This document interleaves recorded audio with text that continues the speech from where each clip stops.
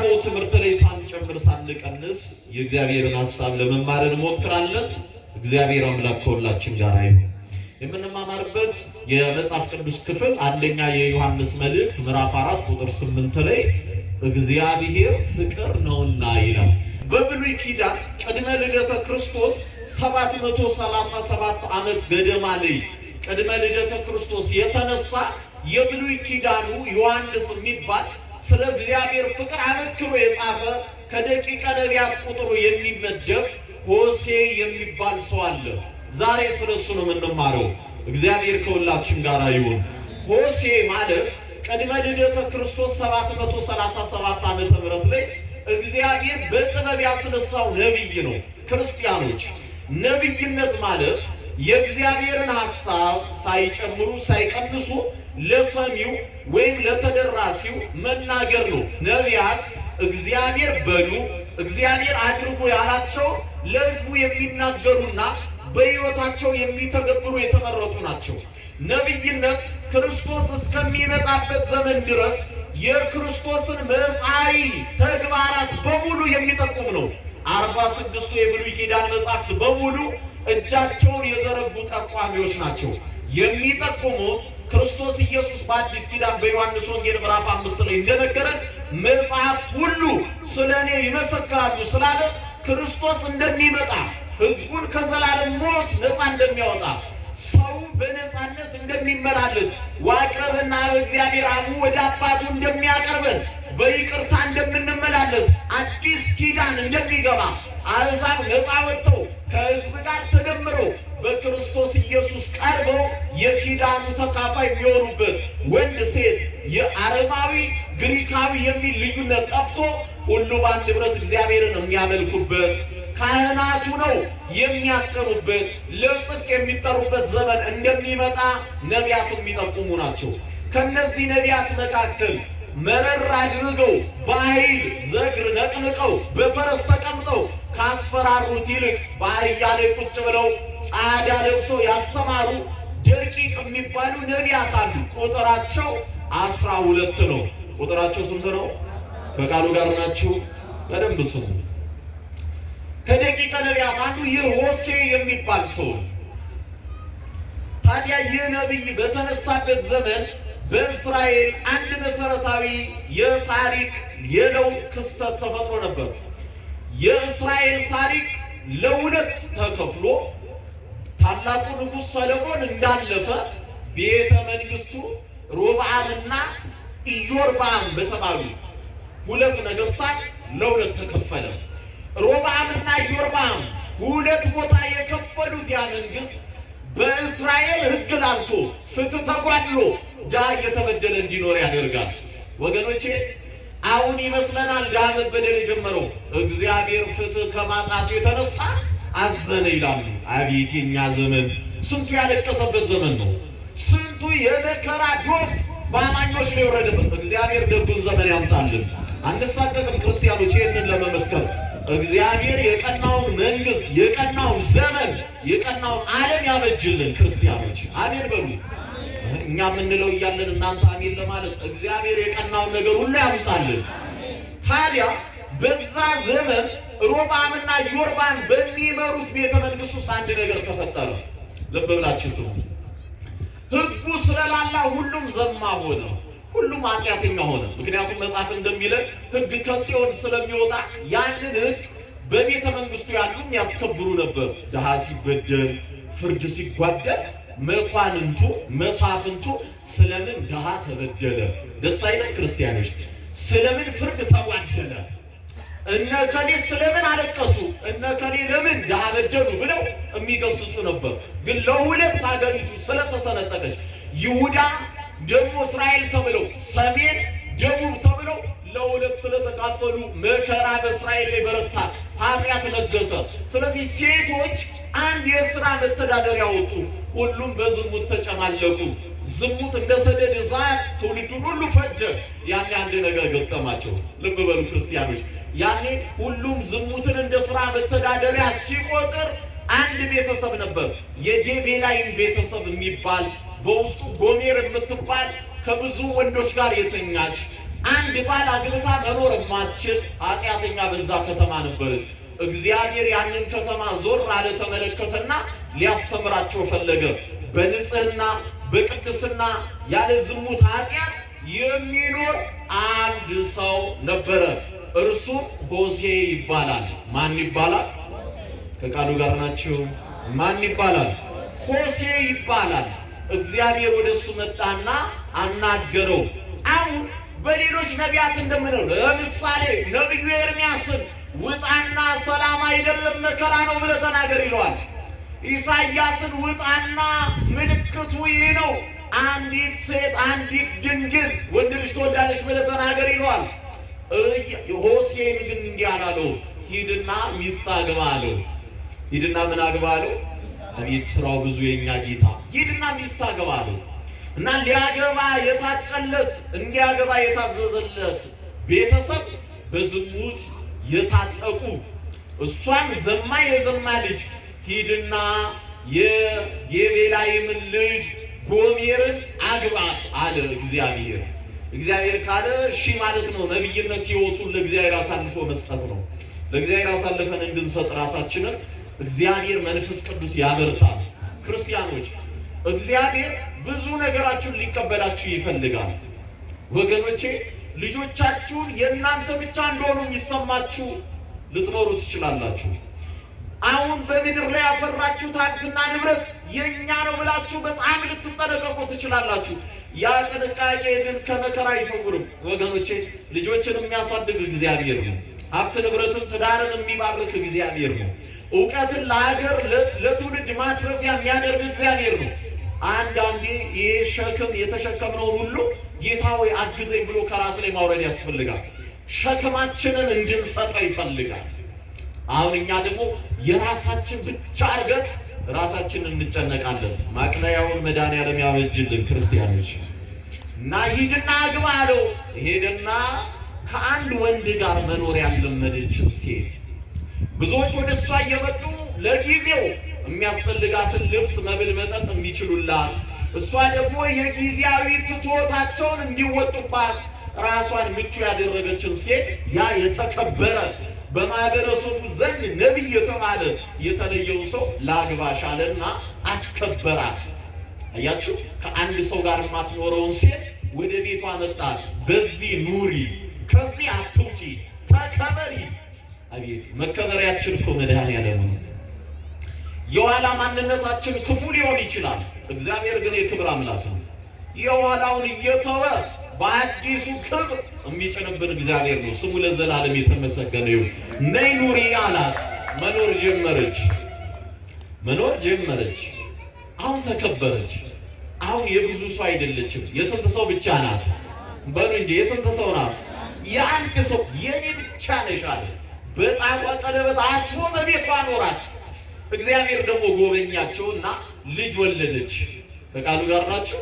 ልጅ ስትወልድ አሁን አግባ ያለ እግዚአብሔር ዝም ብሏል።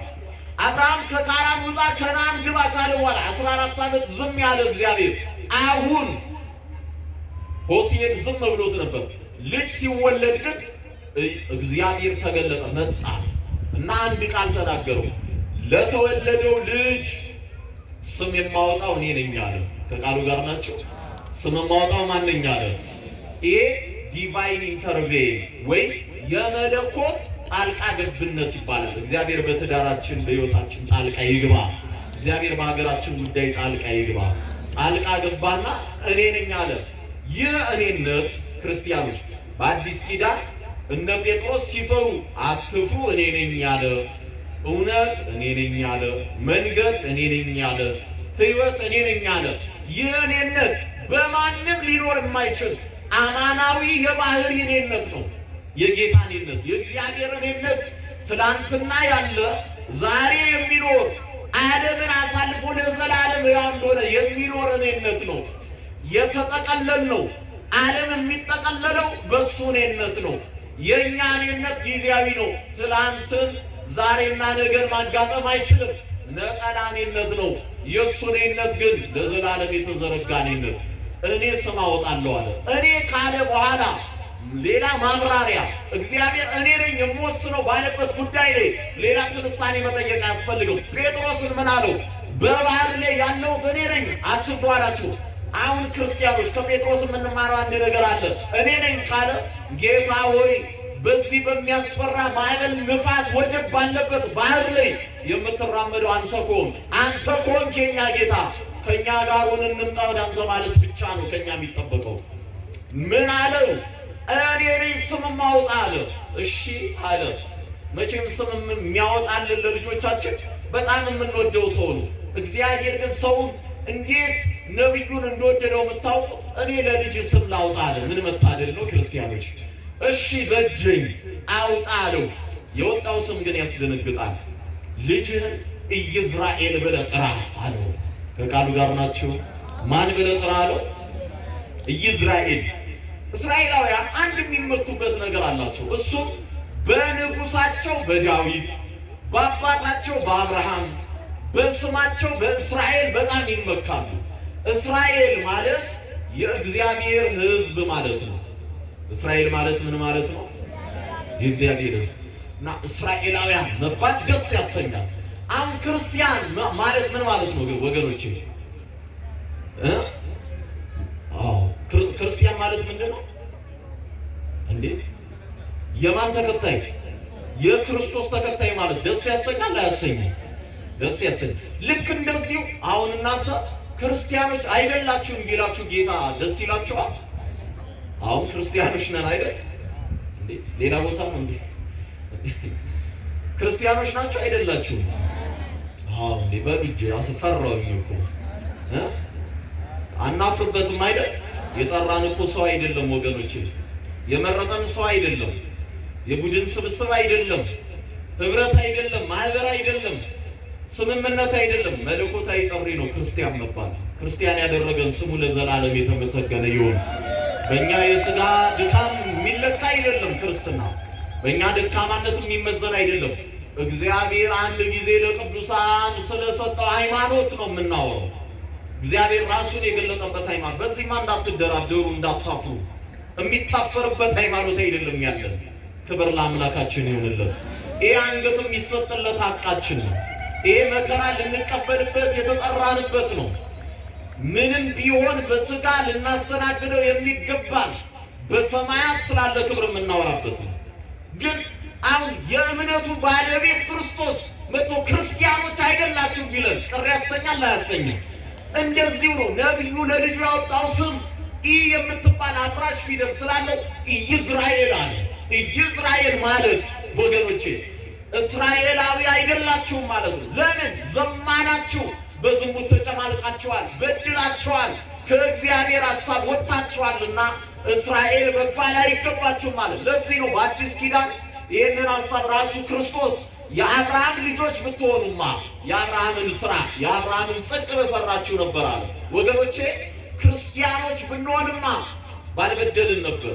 ክርስቲያኖች ብንሆንማ በጾም በጸሎት ጌታን በማመን በጸናን ነበረ። ፍጹም ክርስቲያን እንድንሆን እግዚአብሔር ይርዳል። አልረፈደም ለመመለስ እንድንመለስ እግዚአብሔር ይርዳል። ኢይዝራኤል አላቸው። አሁን በከተማ ሁሉ የነብዩ ልጅ ስም መነጋገሪያ ሆነ። አሁን ደግሞ እግዚአብሔር ዝም አለ። አያችሁ፣ ሰዎች ሲያወሩ ዝም ይላል። ሰው ዝም ሲል እግዚአብሔር ለካስ ይናገራል። ብዙ ስላወራን እግዚአብሔር ዝም ብሏል። ዝም ማለትን እግዚአብሔር ያስችለን፣ እሱ ሲናገር እንድንሰማ።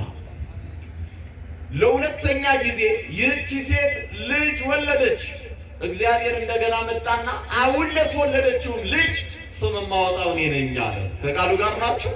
በቀድሞ እኔነት ያው በሆነ እኔነት ለተወለደችው ልጅ ስም ማውጣው እኔ ነኝ አለ። እሺ አሉ። ለሁለተኛዋ ልጅ የወጣው ስም ሎ ሩሃማ ይላል። ቀስ ብዬ አነበብኩላችሁ እንድትሰሙኝ ነው። ሎ ሩሃማ። ሩሃማ ማለት ምህረት ይገባችኋል ወይም ምህረት የሚገባት ማለት ነው። በድላችኋል እንደ ጉባኤ፣ በድላችኋል እንደ ማህበር፣ በድላችኋል እንደ ሀገር። እርግጥ ነው ጻድቅ በመካከላችን ላይ ጠፋ ይችላል። እርግጥ ነው ከመቅደሱ አንድ ሰው ላይ ጠፋ ይችላል። ግን በአጠቃላይ ስንመዘን በድለናል አልበደልንም? ወገኖች ከእግዚአብሔር ርቀናል አልራቅንም? እግዚአብሔር ስለምቸርነቱ ብዛት በከተማይቱ 5 10 ጻድቅ ሊያገኝ ሊምረን የታመነ ጌታ ነው። አስቀድሞ በነቢያት አሳይቶናል። እንዴት እንደ ህብረት 20 ሰው እናጣለን? እንዴት እንደ ክርስቲያን ጉባኤ የእግዚአብሔርን ምሕረት ከሰማይ የሚያወርድ 20 ጻድቅ በመካከላችን ይጠፋል? አሉ ቅዱሳን፣ እርግጥ ነው በቤተ ክርስቲያን ግን እንዳለ ስንመዘን ቀለናል። እግዚአብሔር አስተዋይ ልቦና ያድለን። ምሕረት አይገባችሁም አላቸው። አሁንም ደነገጡ። አሁን እግዚአብሔር ዝም አለ። ለሶስተኛ ጊዜ ወገኖቼ ሴት ልጅ ስትወልድ አሁንም መጣና የማወጣው ስም እኔ ነኝ ብሎ ለሶስተኛዋ ልጅ ሎአሚ የሚል ስም አወጣ። ሕዝቤ አይደላችሁም። ከቃሉ ጋር ናችሁ። አሁን እግዚአብሔር መጠጊያችን ነው፣ መሸሸጊያችን ነው። አላውቃችሁም ቢለን ወዴት ይኬዳል? ክርስቲያኖች በደላችሁ በዝቷል፣ ኃጢአታችሁ በዝቷል፣ አትገቡም ለዚህ ሕይወት። አላውቃችሁም ቢል ምንም ይጃለን? ክርስቲያኖች አሁን ቤተ ክርስቲያን ልንጽናና መተን አይልም እንጂ የኛ ጌታ እጁ ሰፊ ነው፣ ተሸክሞ ደከመኝ አይልም እንጂ በቃችሁ ቢል ወዴት ይኬዳል? ሕዝቤ አይደላችሁም ማለት እግዚአብሔር ከእንደዚህ አይነት መቅሰፍት ይሰውራል። ለካስ ግን የሚናገረውን ሁሉ የሚናገረው ስለ ፍቅር ሊሽረው ነው። ሐዋርያው ቅዱስ ጳውሎስ ወደ ቆሮንቶስ ሰዎች በጻፈው መልእክቱ አንደኛ ቆሮንቶስ ምዕራፍ 13 ላይ ትንቢትም ቢሆን ስለ ፍቅር ይሻራል ይላል። ተናግሮ ስለ ፍቅር አስቀርቶታል እንጂ በበደላችንማ ብዙ ይገባን ነበር። ግን በማን ቸርነት አለ? በእግዚአብሔር ቸርነት አለ። ሕዝቤ አይደላችሁም አላቸው። የኔ አይደላችሁም፣ ምሕረት አይገባችሁም፣ እስራኤላውያን አይደላችሁም፣ የኔ አይደላችሁም ማለት የእኔ አይደላችሁም ያለ እግዚአብሔር ምን ያህል ብንበድለው ነው? ክርስቲያኖች ያን ሕዝብ አይደለም ማሰብ፣ ስለ ራሳችን እንድናስ መጽሐፍ ቅዱስ ውስጥ ያለው ታሪክ እንደ አንድ ታሪክ አስተምሮን የሚያልፍ አይደለም። ራሳችንን የምንመዝንበት ነው። ወደ ነገራችን እንመለስ። 3 ልጅ የወለደች ከብዙ ወንዶች ከክብር ማነስ ወጣ በክብር አንድ ቤት የምትኖር የነብዩ ሚስት አንድ ቀን ቆም ብላ አሰበችና ድሮ እኮ አለች ከብዙ ወንዶች ጋር እኖራለሁ። ከቃሉ ጋር ናቸው።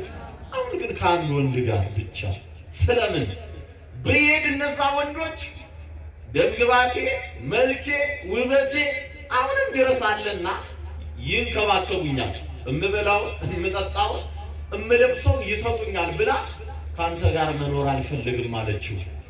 ከቃሉ ጋር ናቸው። ካንተ ጋር ምን አልፈልግም መኖር አልፈልግም አለችው። ጥላው ሄደች እና እንደ ድሮ በሯን ገርበብ አድርጋ ሰዎች መጠበቅ ጀመረች። ቀናት ተቆጠሩ። ግን ክርስቲያኖች በሚያሳዝን ሁኔታ ያ መልክ ረገፈ፣ ያ ውበት ጠፋ፣ ያ መልካም መዓዛ ሁሉ ተቀየረ። ሰው ውበቱ፣ መልኩ፣ ሀብቱ ሲጠፋ ወዳጆቹ እየቀነሱ ይሄዳሉ። ባዶዋን ቀረች። የምትለብሰው፣ የምትበላው፣ የምትጠጣው ጠፋ።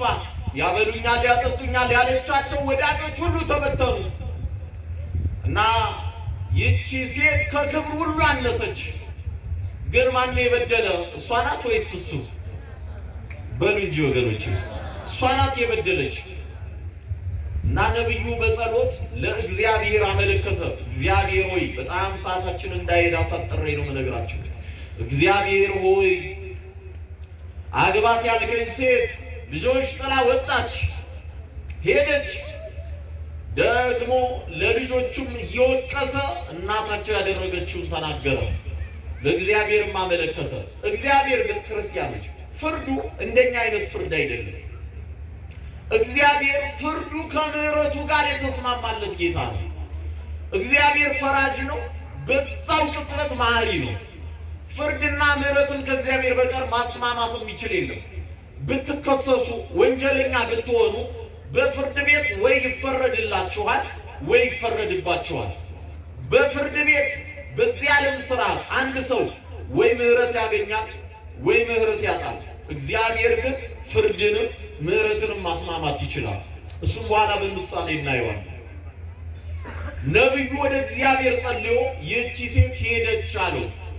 እግዚአብሔር ግን ለሁላችን እረፍት የሚሆን ቃል አሁን ይናገራል። ክብር ለአምላካችን ይሁንና ምን አለው?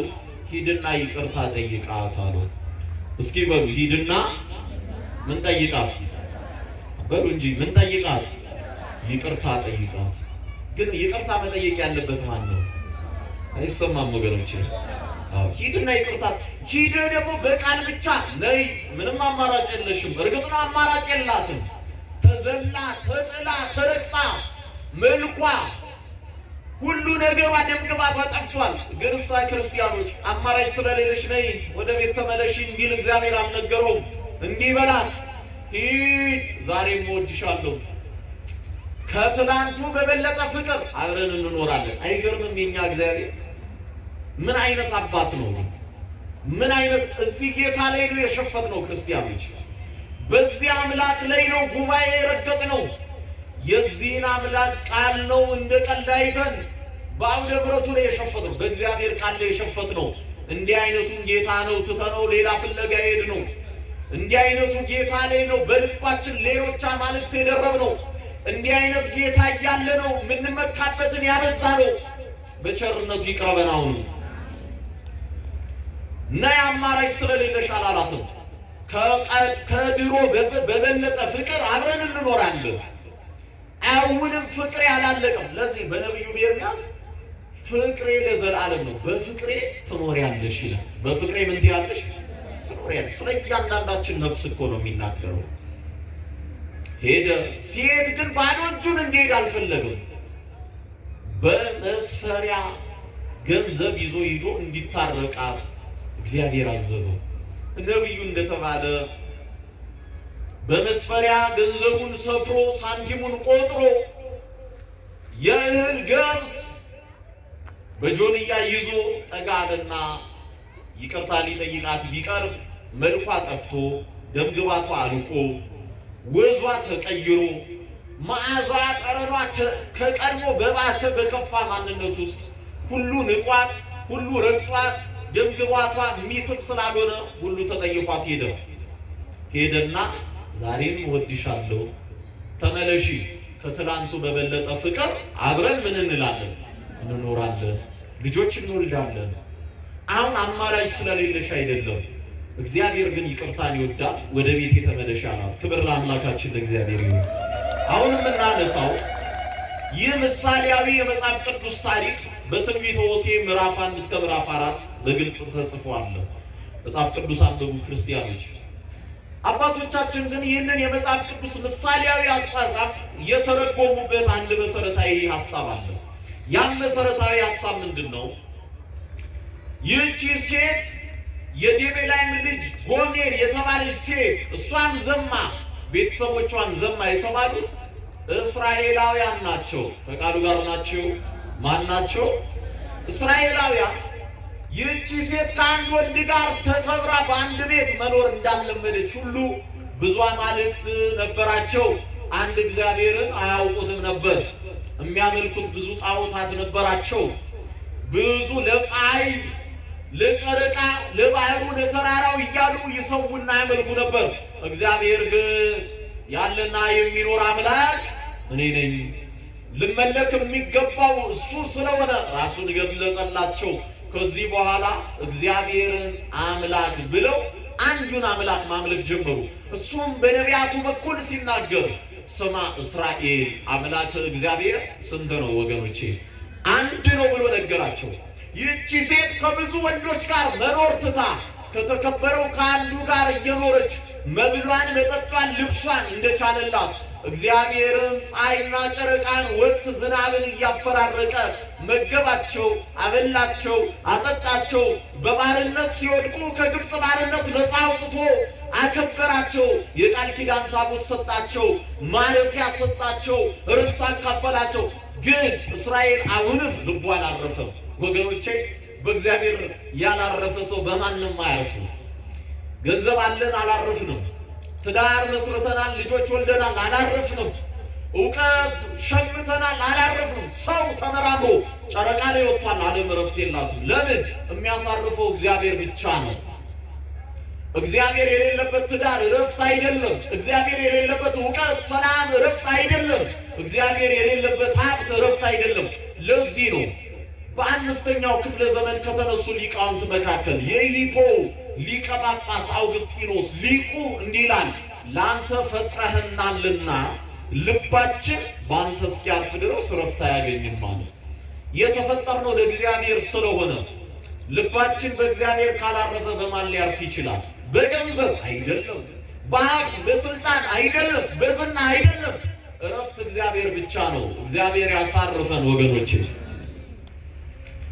ታዲያ እስራኤላውያን አሁንም ልባቸው አላረፈም።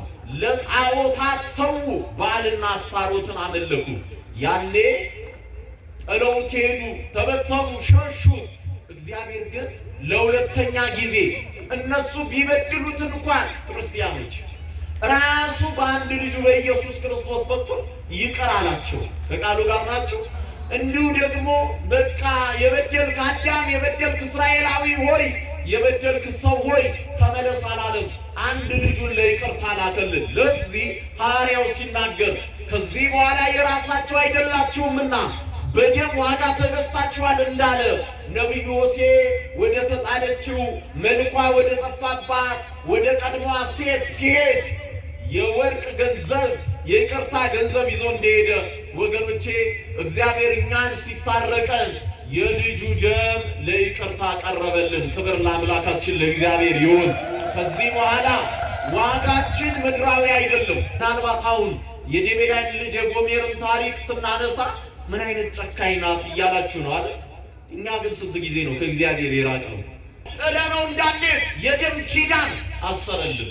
ቅዱስ ቁርባን የደም ኪዳን ነው። እግዚአብሔርን ጥለን እንዳንሄድ፣ ከጉባኤው እንዳንለይ፣ ከመቅደሱ እንዳንርቅ እግዚአብሔር ፍቅር ነውና ኪዳን አሰረልን።